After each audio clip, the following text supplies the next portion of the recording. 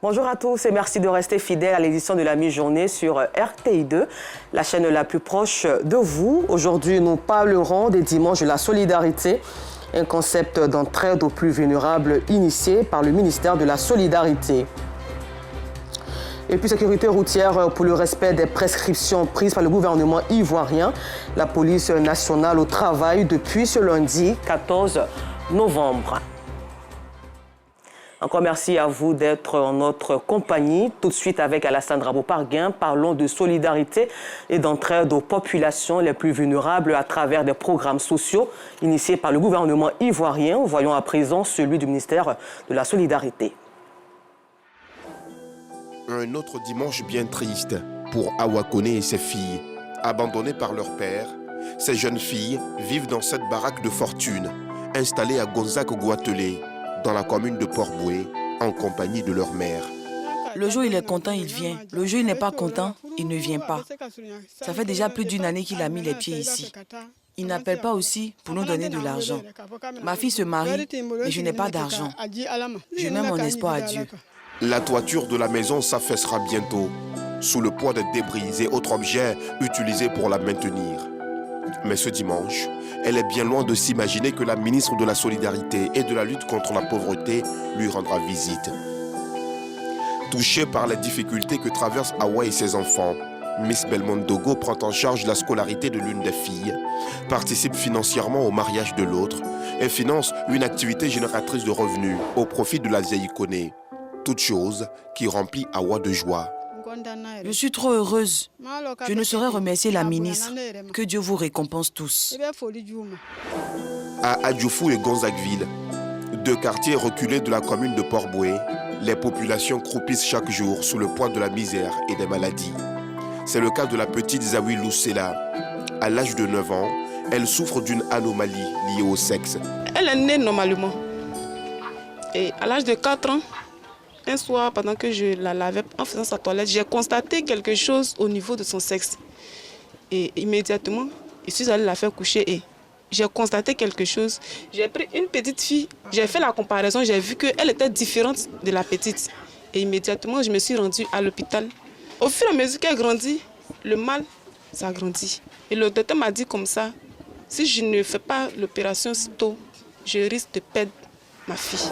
Et puis, arrive la ministre de la Solidarité et de la lutte contre la pauvreté pour lui apporter le sourire. Le ministère de la Solidarité prend en charge l'exclusivité des soins de la petite à l'hôpital mère-enfant de Benjerville et offre à sa génitrice une enveloppe de 500 000 francs pour continuer sa formation de couture. Bon, aujourd'hui, Dieu me fait grâce vraiment de croiser madame la ministre vraiment pour m'apporter de l'aide que j'ai longtemps cherchée. Ces larmes, Miss Belmondo Dogo en a l'habitude. Elle, qui parcourt tous les dimanches les ménages les plus pauvres du pays pour apporter du réconfort à ces populations. Le concept est intitulé le dimanche de la solidarité. Pour nous, le dimanche de la solidarité, c'est à 2 volets. Nous avons les moments de peine, les moments de joie. Et les moments de peine, on peut en trouver dans les grands quartiers, mais on en trouve plus dans les périphéries. Nos équipes se mettent en branle, en parfaite symbiose avec les autres ministères. Elles ciblent les ménages vulnérables et s'assurent qu'effectivement ces ménages-là vivent dans l'extrême pauvreté avec une enquête qui est menée. Et le ministère des Affaires sociales intervient, le ministère de la Femme, parce que les DR se parlent entre eux et puis nous nous accordons à mener cette action-là. La première édition du Dimanche de la Solidarité a eu lieu en mars 2022. Depuis, ce sont au total 57 familles visitées à Abidjan et dans la ville de l'intérieur du pays. Pour un dimanche, 20 familles sont sélectionnées. La ministre en visite 4 et la direction de la solidarité se charge des 16 autres. Des cas aussi différents les uns des autres. Comme ici, toujours à Gonzagueville. Cette jeune fille souffre de démence. Et même c'est arrêt des médicaments par manque de ne pas avoir l'argent. C'est ça qui a fait que c'est devenu folie. Sinon au début là, c'était pas folie. C'est neuropalie. Neuropalie là, on a traité. Elle est partie à l'école même, elle fréquentait. Comme dans les ménages précédents, Miss Belmondo Dogo offre à cette famille des vivres et non-vivres, ainsi qu'un accompagnement médical pour permettre à la petite de retrouver la santé. Le vent du dimanche de la solidarité a déjà soufflé sur certaines familles. C'est le cas de Boiseau, dans la commune de Yopougon. Avant qu'elle ne vienne, au début, quand j'ai commencé là, ça allait un peu. Mais après un moment, ça s'est arrêté. Même je suis tombée même. C'était l'eau seulement que je vendais. Quand elle a envoyé le congélateur là, j'ai fait glace maintenant. Donc ça a augmenté mon chiffre d'affaires. Après le passage de la ministre de la Solidarité et ses équipes, la vie de Dame Boiseau a totalement changé. Elle m'a donné des vivres. Elle-même, quand elle est venue, elle a vu ma maison là. Ça a coulé. Elle dit, maman, il faut faire le devis de ça. Et j'ai fait le devis. Elle a envoyé de l'argent là. L'argent là, je n'ai pas bouffé. J'ai mis ça dans le travail. C'est le fruit du travail que vous voyez comme ça là. Le dimanche de la solidarité n'a pas qu'un relent mélancolique. Miss Belmondogo tient à partager également les joies des familles. Elle appelle d'ailleurs les Ivoiriens à une solidarité agissante. Demander à la population ivoirienne de faire de la solidarité une valeur nationale, une de nos valeurs nationales. Parce que sans la solidarité, je ne pense pas que nous puissions arriver au développement tant souhaité. À la fin de cet énième dimanche, la ministre de la Solidarité et ses équipes repartent heureux d'avoir aidé, mais avec un gros défi à l'esprit, sortir de la précarité tous ces ménages qui les attendent et donner ainsi du sourire à tous ces visages assombris. Sécurité routière, la nouvelle est tombée depuis hier pour le respect de la prescription gouvernementale prise depuis quelques années interdisant l'utilisation des plaques d'immatriculation fantaisistes sur l'ensemble du territoire ivoirien. La Direction générale de la police nationale lance ce lundi 14 novembre 2022 une opération de contrôle des plaques d'immatriculation fantaisistes, des visites techniques, des assurances, des vignettes et des vitres teintées. Au chapitre santé, le Rotary Club, avec le Rotary Club Abidjan de Plateau, l'heure est à la sensibilisation des populations au dépistage des maladies du rein. À cet effet, donc, elles ont bénéficié des examens gratuits, une action qui vient soutenir le Centre national de la prévention et de traitement de l'insuffisance rénale. Clarisse Kanyala, Georgette Ido, Fofana. Pierre est rassuré. Il ne souffre pas d'insuffisance rénale. Il le sait, après une série d'examens de dépistage des maladies du rein. Âgé de plus de 70 ans, Pierre n'a pas voulu rater cette journée de dépistage gratuit en faveur des populations à la cité Sogefia aux Deux Plateaux dans la commune de Cocody. Nous, les personnes âgées, là, quand on dit qu'il y a un dépistage quelque part, il faut se rendre là-bas dans le but d'être suivi. Et puis, une fois que tu as suivi, bon, tu peux être guéri. Après l'examen des reins, rien n'a été détecté. J'ai les reins qui fonctionnent bien. Cette journée de dépistage et de sensibilisation à la lutte contre les maladies du rein est initiée par le Rotary Club Abidjan de Plateau.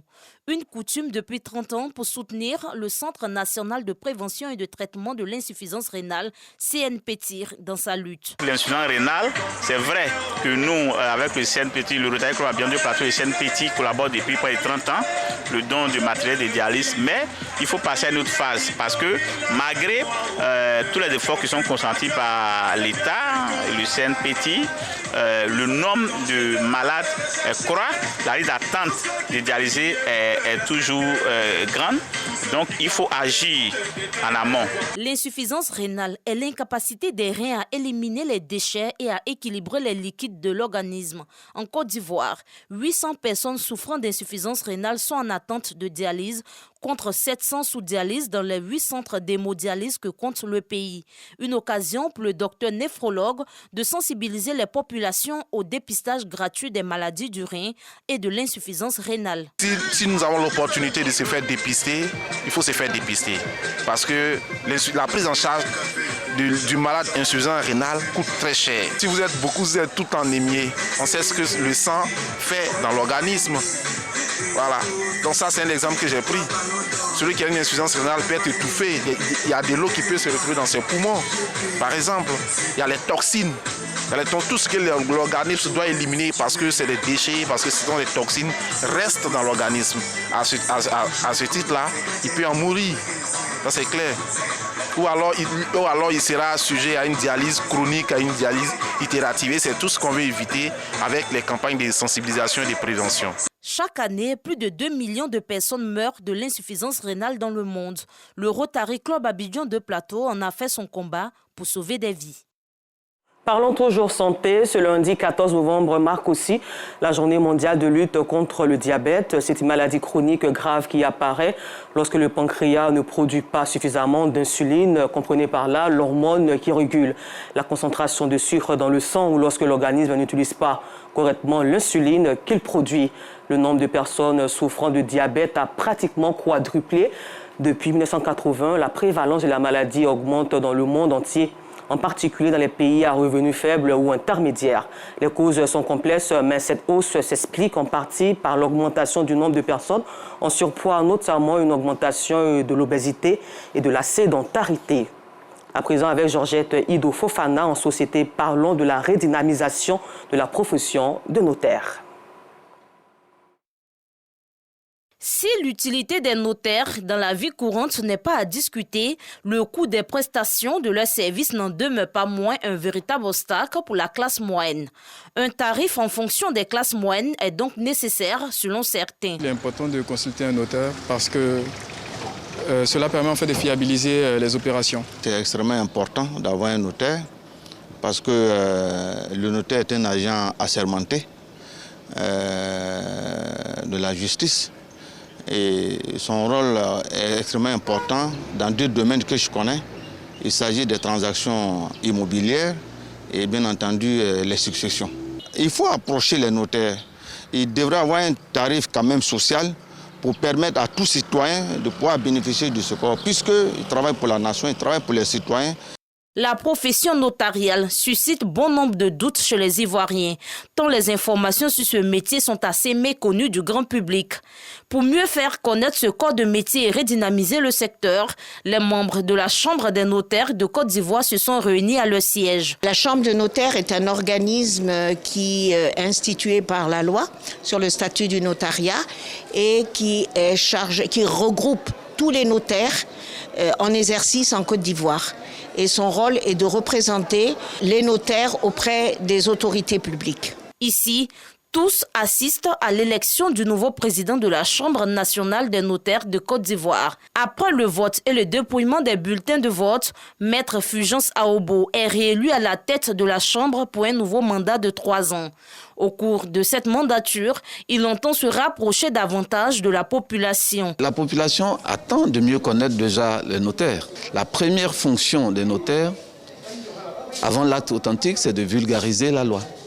Voilà. Et dans notre plan d'action, nous avons prévu faire de grandes actions à ce niveau. Une première grande action, ce sont des conférences notariales qui auront lieu au sein de la Chambre des notaires ici même. Sur des sujets d'intérêt général, les notaires vont exposer et cette conférence sera ouverte au public. La Chambre des notaires de Côte d'Ivoire a été créée en juillet 1978. Elle regroupe en son sein 228 notaires, lesquels sont des assermentés reconnus par l'État de Côte d'Ivoire. Nous avançons, nous sommes prêts pour la paix dans notre pays et pour la paix dans le monde. Tels sont les propos du président ukrainien Volodymyr Zelensky aux soldats ukrainiens lors de sa visite ce lundi à Kherson, ville située dans le sud de l'Ukraine, que l'armée de Kiev a récemment libérée. Encore merci à vous et bonne suite de programme sur RTI de la chaîne la plus proche de vous.